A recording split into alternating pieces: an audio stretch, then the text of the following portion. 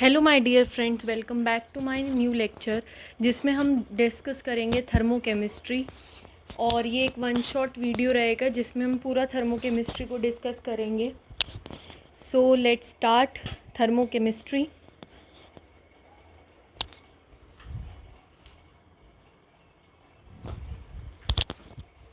सबसे पहले तो हमें ये पता होना चाहिए कि थर्मोकेमिस्ट्री क्या होती है, राइट। तो थर्मोकेमिस्ट्री में अगर हम थर्मोडायनेमिक्स को केमिकल रिएक्शंस पे अप्लाई करें तो उस ब्रांच को हम थर्मोकेमिस्ट्री के नाम से जानते हैं। सो सबसे पहले हम यही लिख लेते हैं।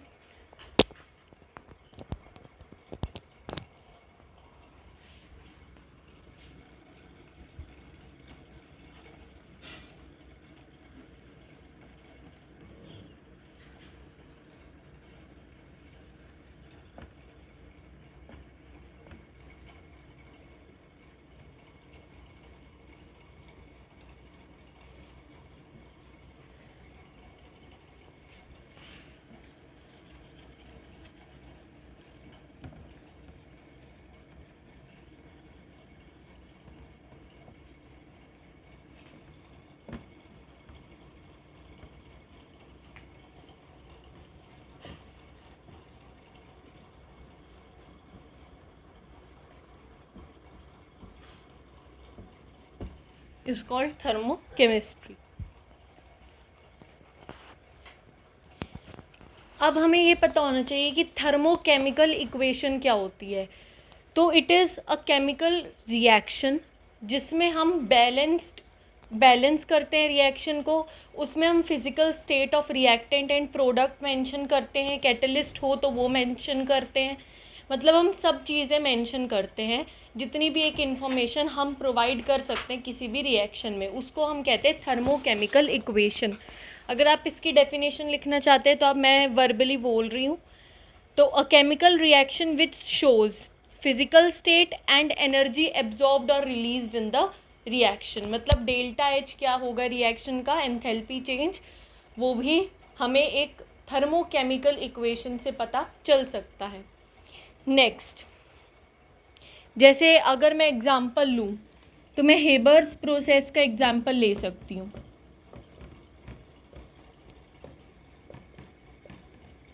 और अगर मैंने इसमें delta H is equal to -x kilo joule पर मोल लिख दिया मान लीजिए, तो ये मेरी एक थर्मोकेमिकल इक्वेशन होगी, राइट।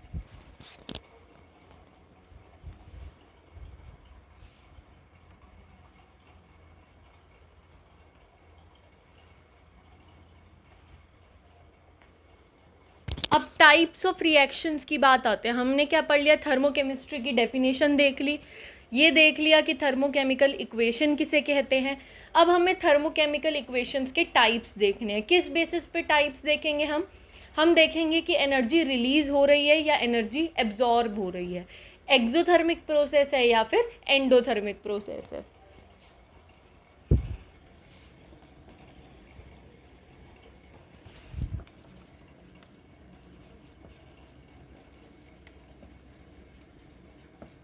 एक्सोथर्मिक का ही दूसरा नाम होता है एक्सर्गोनिक प्रोसेस।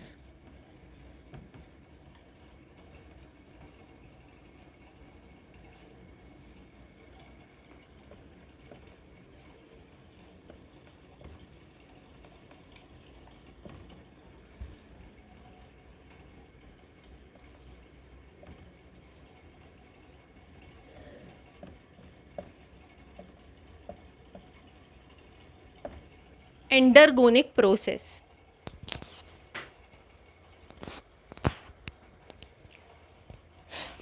एक्सर्गोनिक प्रोसेस में product is more stable than reactant. क्यों? क्योंकि एनर्जी रिलीज हुई है।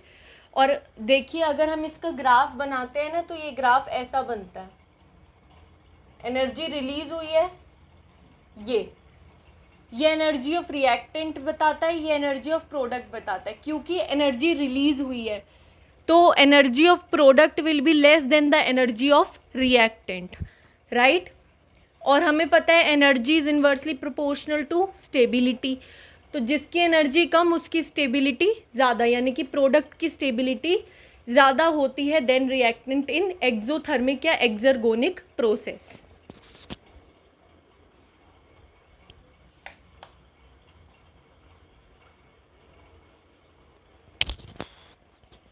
वही बात करें हम एंडोथर्मिक प्रोसेस की, तो एंडोथर्मिक प्रोसेस में reactants are more stable as compare to products. अब हम इनके कुछ एग्जांपल्स लिख लेते हैं।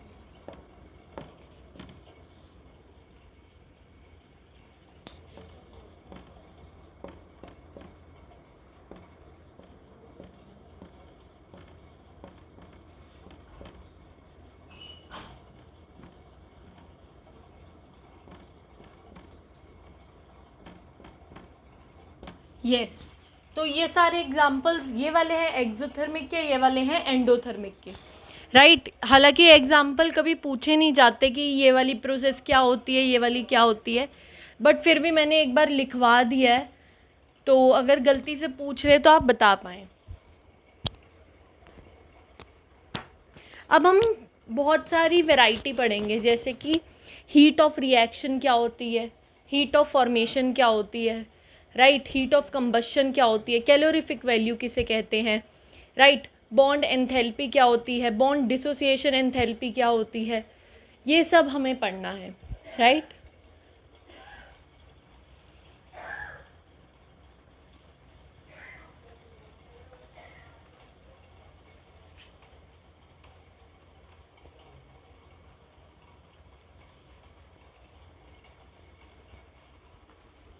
सबसे पहले हम आते हैं हीट ऑफ रिएक्शन या एंथैल्पी ऑफ रिएक्शन पे।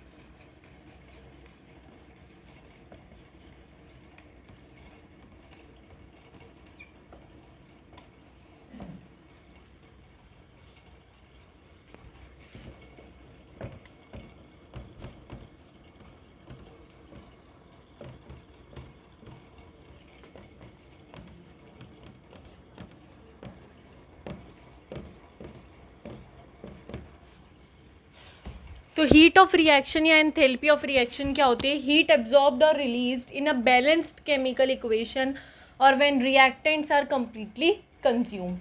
आपको सिर्फ ये देखना है कि जो गिवन केमिकल इक्वेशन है वो बैलेंस्ड है या नहीं है। अगर तो वो बैलेंस्ड है, तो अगर मैं यहाँ पे डेल्टा एच कुछ लिखूँ, तो कि कोई भी वैल्यू लिखूँ, मान लो मैंने 100 किलो जूल पर मोल लिख दी, और अगर ये बैलेंस्ड है रिएक्शन, तो वहाँ पे जो डेल्टा एच होगा वो एंथैल्पी ऑफ रिएक्शन या हीट ऑफ रिएक्शन को शो करेगा। अब ये एक बैलेंस्ड इक्वेशन नहीं है सिंस, तो इसके साथ जो हीट रिलीज होगी उसको हम क्या नहीं बोलेंगे? एंथैल्पी ऑफ रिएक्शन नहीं बोलेंगे।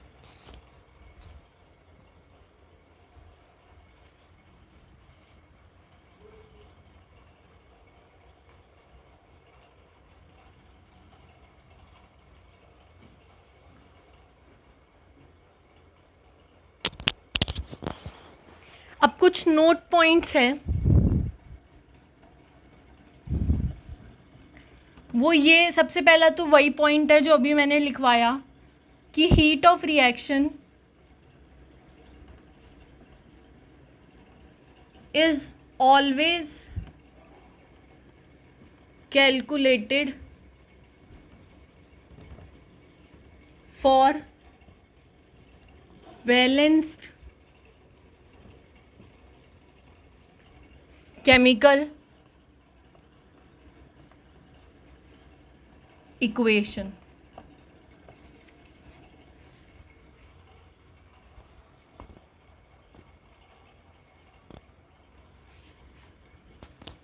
At temperature is equal to 25 degree Celsius, heat of reaction is called standard heat of reaction।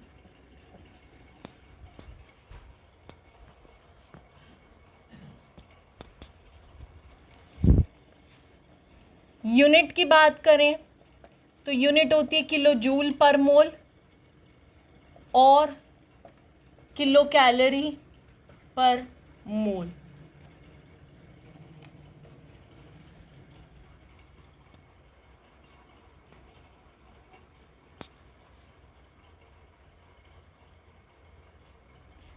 एक बहुत important point, heat of reaction is a state function।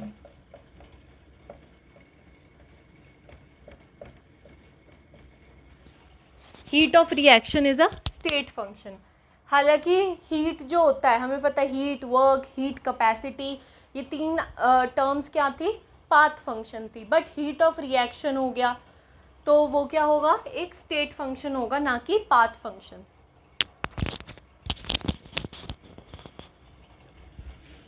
ये नोट पॉइंट हो गए हैं ख़त्म। अब हमें लिखना है factors affecting heat of reaction.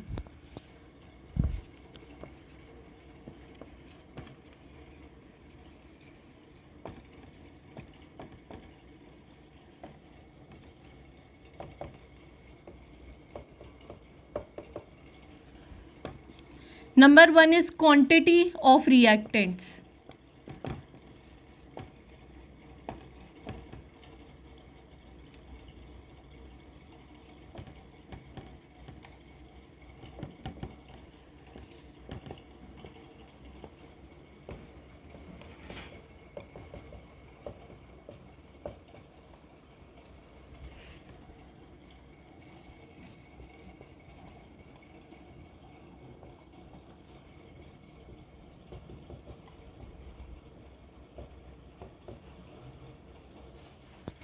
Quantity of reactants, मान लीजिए मेरे पास इक्वेशन थी A + B गिविंग C, और इसमें हीट रिलीज हो रही है x किलो जूल पर मोल। तो अगर मैं n ले लूँ, Na + Nb, मतलब n ग्राम A ले लूँ, n ग्राम B ले लूँ, तो मेरे पास n ग्राम C बनेगा और हीट जो रिलीज़ होगी वो n टाइम्स हो जाएगी। सिंपल इतना मीनिंग है इसका। डायरेक्शन ऑफ रिएक्शन एक बहुत इम्पॉर्टेंट होती है।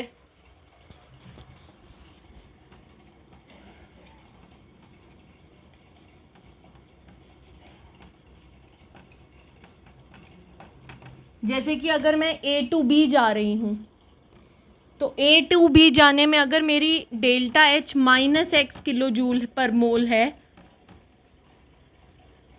तो बी टू ए आने में मेरा डेल्टा एच क्या होगा, x किलो जूल पर मोल।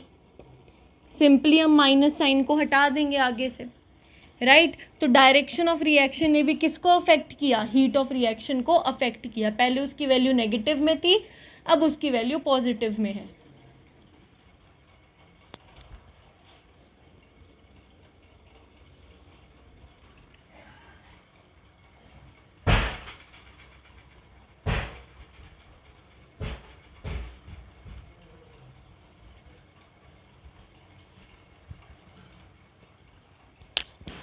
अब एक पॉइंट होता है कंडीशन ऑफ रिएक्शन।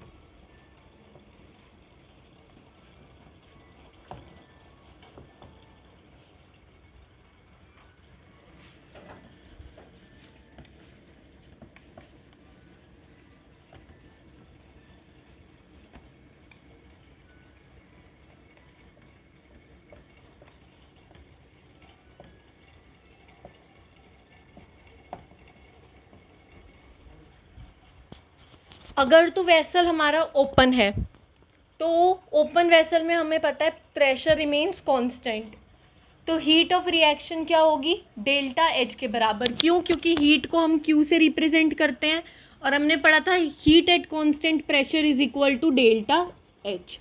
सिमिलरली अगर वेसल क्लोज्ड है तो कांस्टेंट क्या रहेगा, वॉल्यूम। अगर वॉल्यूम कांस्टेंट रहेगा तो हीट एट कांस्टेंट वॉल्यूम हमें पता है क्या होता है, डेल्टा यू। तो बस यही लिखा है मैंने। तो ये हमारे हो गए factors affecting rate of reaction. अब हमारा जो नेक्स्ट हीट पढ़नी हमने वो है हीट ऑफ फॉर्मेशन, राइट। अब हम हीट ऑफ फॉर्मेशन पढ़ेंगे।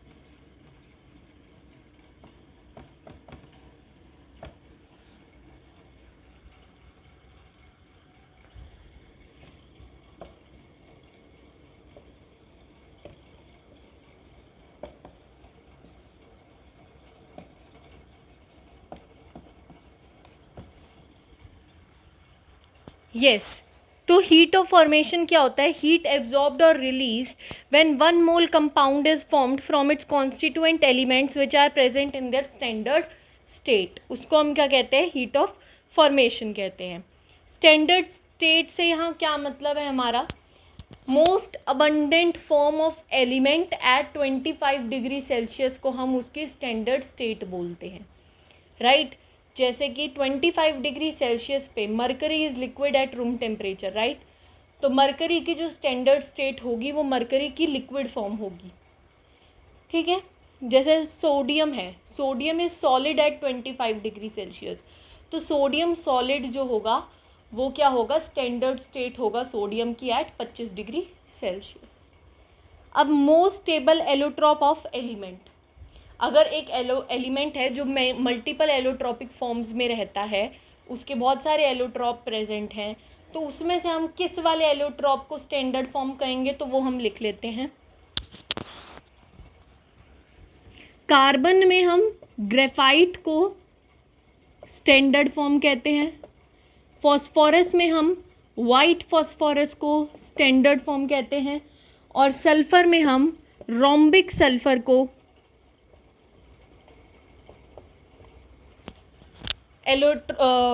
स्टैंडर्ड फॉर्म कहते हैं। देखिए फॉस्फोरस 3 तरीके का पाया जाता है, वाइट, रेड एंड ब्लैक। या आप पी ब्लॉक क्लास 12th में पढ़ते हैं कि फॉस्फोरस के एलोट्रॉपिक फॉर्म्स, और सल्फ़र को भी आप पी ब्लॉक में पढ़ेंगे जब आप ग्रुप 16 पढ़ेंगे, तो उसमें भी रोम्बिक या अल्फ़ा सल्फ़र एंड मोनोक्लिनिक या बीटा सल्फ़र जो होता है वो पाया जाता है, जिसमें से हम रोम्बिक सल्फ़र को स्टैंडर्ड फॉर्म मानते हैं।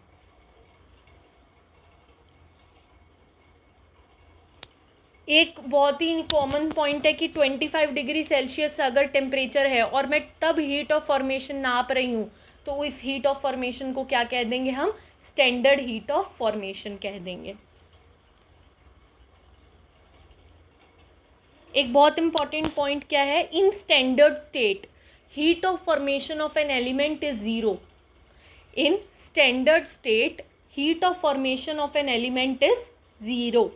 मतलब मैं इसका हीट ऑफ फॉर्मेशन, इसका हीट ऑफ फॉर्मेशन और इसका हीट ऑफ फॉर्मेशन क्या लूँगी, रोम्बिक वाले का ज़ीरो, वाइट वाले का ज़ीरो, ग्रेफाइट का ज़ीरो, राइट। ये आपको भी समझ आ जाएगा जब हम क्वेश्चन करेंगे एक दो, तो वो क्लियर हो जाएगा कि ज़ीरो कैसे लेना है।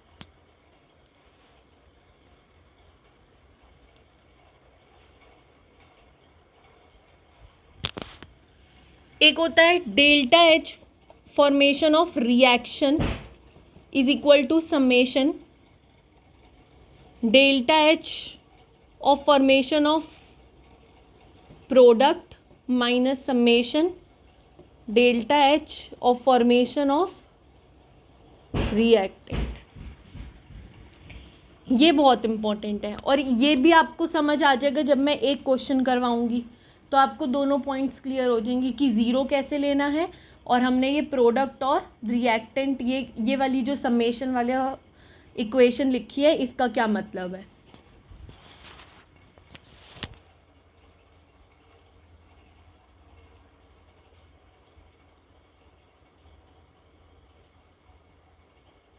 जैसे एक एग्जांपल ले लेते हैं हम, A times A plus B time B giving C time C plus D times D। तो डेल्टा एच ऑफ रिएक्शन पूछ लिया हमसे, तो C delta H of formation of C plus D delta H of formation of D minus B delta H formation of B minus A delta H formation of A।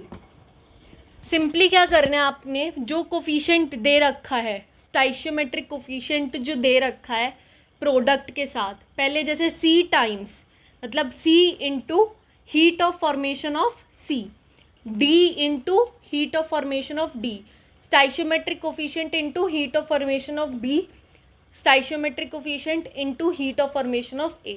पहले product का लिखना है, पहले C और D products हैं क्योंकि, तो इसलिए पहले C और D का लिखा, फिर सब्ट्रैक्ट कर देना है किसका, रिएक्टेंट्स का। रिएक्टेंट्स क्या है, A और B है, तो A और B, राइट। अब यहाँ से मान लीजिए जस्ट सपोज कि यहाँ पे A की जगह मैंने रोम्बिक सल्फर दिया होता आपको,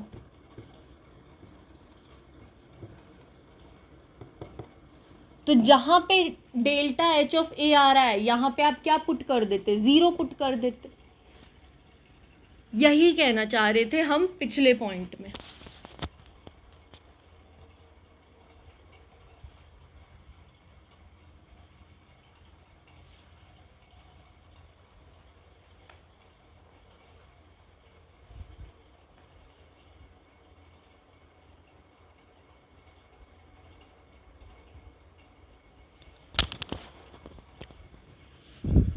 जनरली एक बहुत नोट डाल के एक पॉइंट लिखेंगे,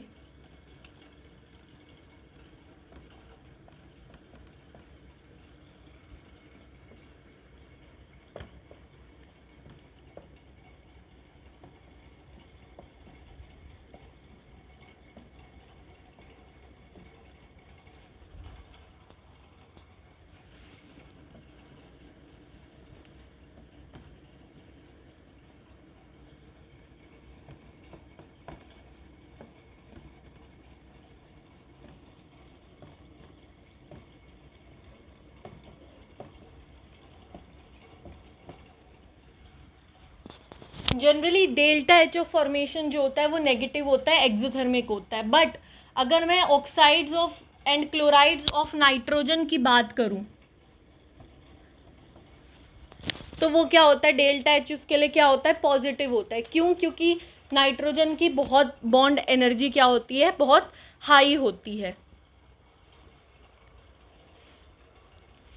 जैसे for example N2O, NO, NO2, N2O5, N2O7, sorry, yes, N2O3, NCl3,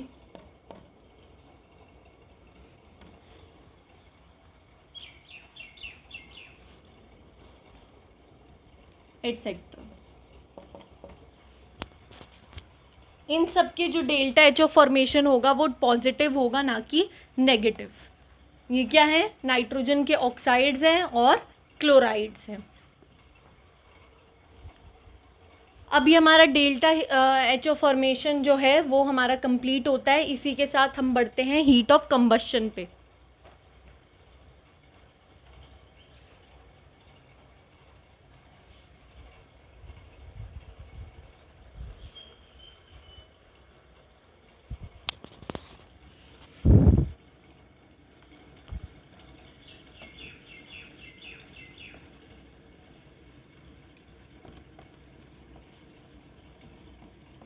मैंने अभी लिखवाया था, जब मैंने एंडोथर्मिक और एक्सोथर्मिक में डिफरेंसेस करके लिखवाया था तो मैंने लिखवाया था combustion is an exothermic process. इसमें हीट रिलीज होती है, राइट। तो हीट रिलीज्ड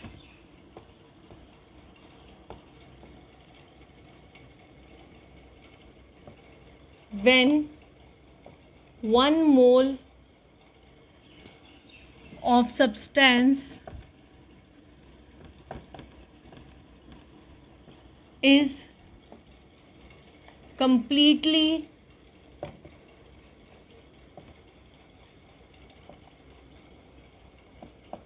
combusted।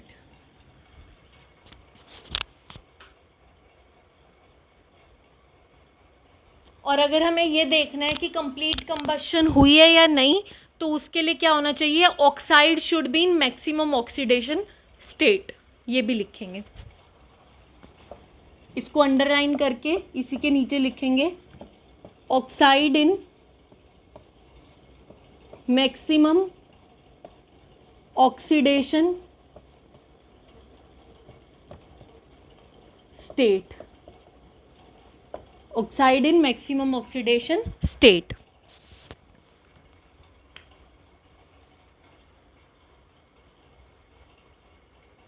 ये अभी मैं आपको एक्सप्लेन करती हूँ कि मैं ये क्या कहना चाह रही हूँ oxide in maximum oxidation state से। जैसे कि अगर मैं कहूँ कि मैंने सल्फ़र को हीट किया S+O2, कंबशन का क्या मतलब होता है, रिएक्शन विद ऑक्सीजन।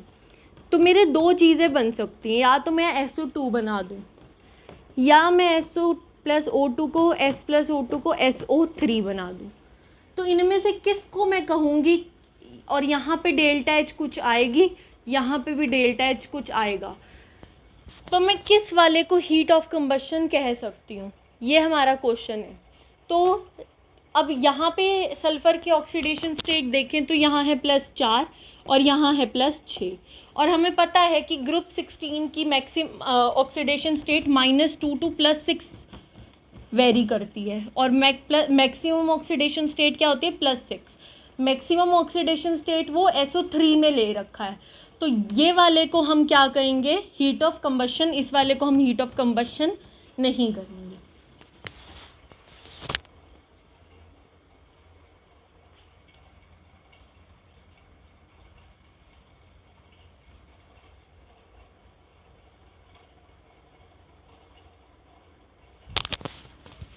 एक ये याद रखेंगे कि it is always exothermic.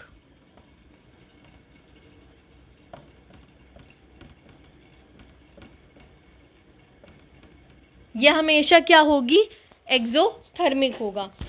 25 degree Celsius पे अगर मैं नाप रही हूँ तो उसको मैं क्या कह दूँगी, स्टैंडर्ड हीट ऑफ कंबशन कह दूँगी, right.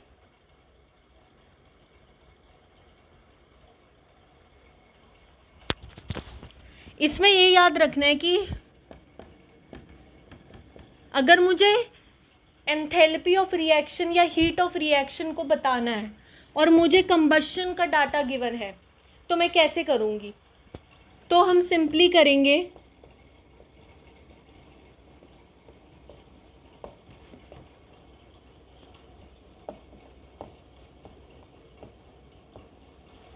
Reactant minus product. Formation का जब हमें गिवन था तो हमने क्या किया था, प्रोडक्ट माइनस रिएक्टेंट। यहाँ हम क्या करेंगे, रिएक्टेंट माइनस प्रोडक्ट। ये थोड़े एक पॉइंट है जो याद रखना है कि फॉर्मेशन के टाइम पे हमें प्रोडक्ट माइनस रिएक्टेंट करना होता है, और कंबशन का डाटा अगर हमें गिवन है और हम हीट ऑफ रिएक्शन निकाल रहे हैं तो हमें क्या करना होता है, रिएक्टेंट माइनस प्रोडक्ट करना होता है। ये मैं बता रही हूँ अभी कैसे करना है। वही एक स्टैंडर्ड इक्वेशन ले लेते हैं, A times A plus B times B giving C times C plus D time D।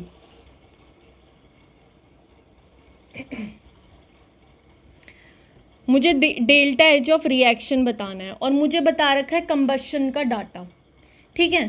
तो मैं क्या करूँगी, सबसे पहले A into delta H of combustion of A plus B into delta H of combustion of B minus C into delta H of combustion of C minus D into delta H of combustion of D। ये क्या हो जाएगा, हमारा heat of reaction हो जाएगा।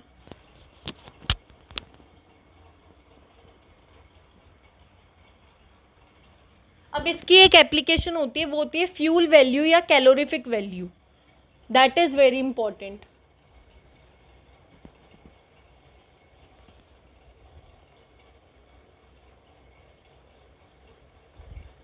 Wait a minute, yes, resuming the lecture. सबसे important इसकी होती है फ्यूल वैल्यू या कैलोरीफिक वैल्यू।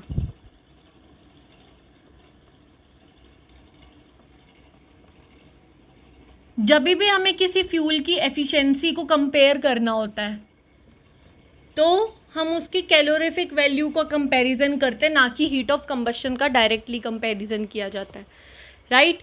अगर हमें किसी भी फ्यूल का एफिशिएंसी को चेक करना है कि ये वाला बेटर फ्यूल है या वो वाला, तो हम उसके कैलोरीफिक वैल्यू को चेक करते हैं। कैलोरीफिक वैल्यू क्या होती है, it is simply equal to heat of combustion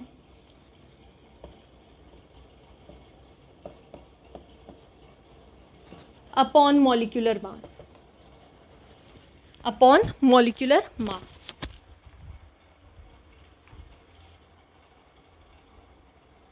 तो एक और पॉइंट लिख लेंगे कि फ्यूल वैल्यू और calorific value is directly proportional to fuel efficiency.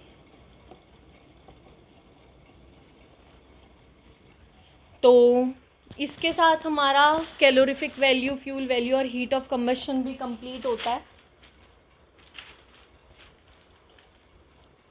अब हमारी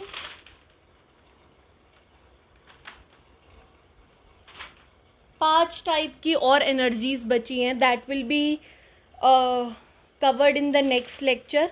और नेक्स्ट लेक्चर में थर्मोकेमिस्ट्री ख़त्म हो जाएगा एंड उसी के साथ हम नेक्स्ट लेक्चर में शुरू करेंगे पीरियोडिक टेबल।